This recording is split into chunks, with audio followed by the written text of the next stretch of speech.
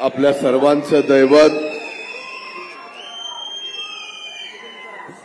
स्वर्गीय मुंडे साहेबांच्या पूर्णाकृती पुतळ्याच्या आता इथून पुढे आगे बढो झालं तर थोबाड फुटायचं ना जमदार आहे तिथं उभा आहे त्याच्या पुढे आगे बढो म्हणतात। या जिल्हा परिषदेच्या प्रांगणामध्ये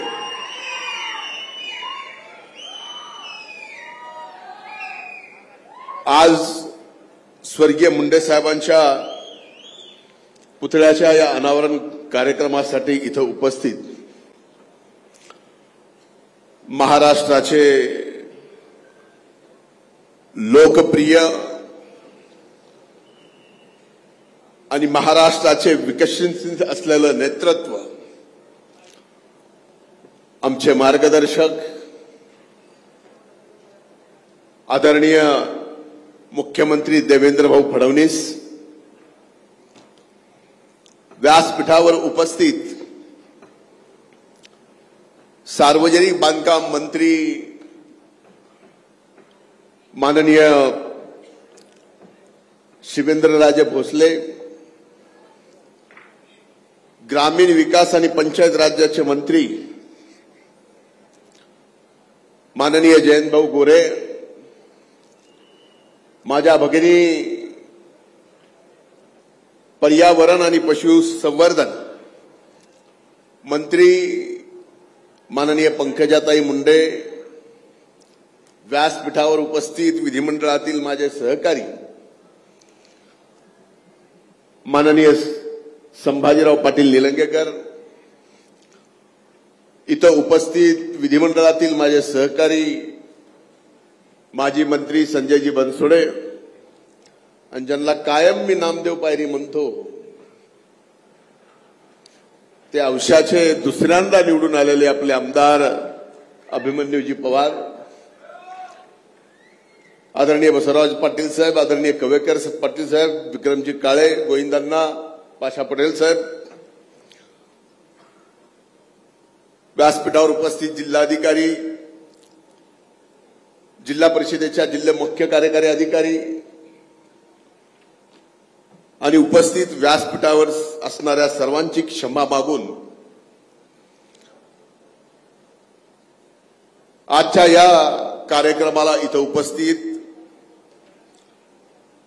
स्वर्गीय मुंडे साहेबांवर प्रेम करणारा प्रत्येक जाती धर्मातला माणूस इथं उपस्थित आहे। बंधू भगिनींनो आणि पत्रकार मित्रांनो, मी फार जास्त वेळ काय बोलणार नाही, कारण यानंतर 3 मंत्री आणि आदरणीय मुख्यमंत्र्यांचं भाषण होणार आहे। मी आदरणीय स्वर्गीय मुंडे साहेबांच्या संघर्षाच्या काळात, संघर्ष तसा त्यांना 5वीला पुजला तसा आमच्या कुटुंबाला 5वीला पुजलेला आहेच, पण मी सावलीसारखं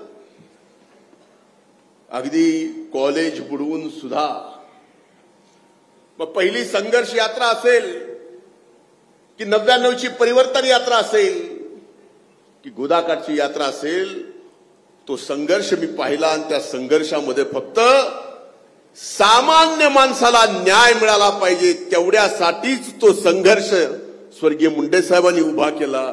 म्हणून आज आपण सर्वजण स्वर्गीय मुंडे साहेबांना संघर्ष योद्धा म्हणतो। मला आज एक गोष्टी या ठिकाणी आठवतात, त्यातली एक गोष्ट मात्र निश्चितपणाने मी सांगेल की ज्या वेळेस 2011च्या दरम्यान भारतीय जनता पार्टीचं महाराष्ट्राचा अध्यक्ष होण्याचा निर्णय होणार होता,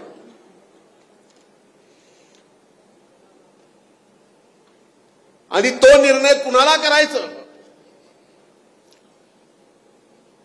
तर आदरणीय स्वर्गीय मुंडे साहेबांनी जर पहिलं नाव घेतलं असेल आणि अध्यक्ष केला असेल तर विद्यमान मुख्यमंत्री आदरणीय देवेंद्र फडणवीस साहेबांना या ठिकाणी राज्याचा अध्यक्ष उभा महाराष्ट्र संघटनेच्या माध्यमातून त्यांनी पालथा केला.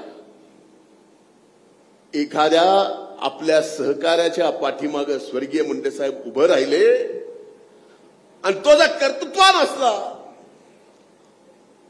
तर तोही राज्याचा मुख्यमंत्री होऊ शकतो. हे देवेंद्र भाऊंनी या ठिकाणी स्वर्गीय मुंडे साहेबांच्या मनातलं स्वप्न पूर्ण केलं. आपलं सगळ्यांचं स्वप्न होतं की एकदा तरी मुंडे साहेबांनी राज्याचं मुख्यमंत्री व्हावं. आपलं दुर्दैव की ते आपल्या जास्त दिवस राहू शकले नाहीत. पण एक वेळ निश्चित आहे की देवेंद्र भाऊंनी मुंडे साहेबांचा मिळालेला आशीर्वाद हा एकदा नाही, दोनदा नाही, राज्याचं 3दा मुख्यमंत्री होऊन स्वर्गीय मुंडे साहेबांना स्वर्गात या ठिकाणी दाखवलं. आजही ते आशीर्वाद भाऊ आपल्या पाठीमागे आहेत याची पूर्ण जाणीव आहे. आज आपण लातूरमध्ये आलात, शेजारी आप्पाच्या शेजारी लगेच लागून परळी विधानसभा मतदारसंघ आहे.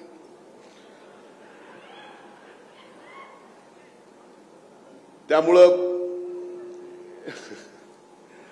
आपण तिकडेही थोडंसं लक्ष द्यावं.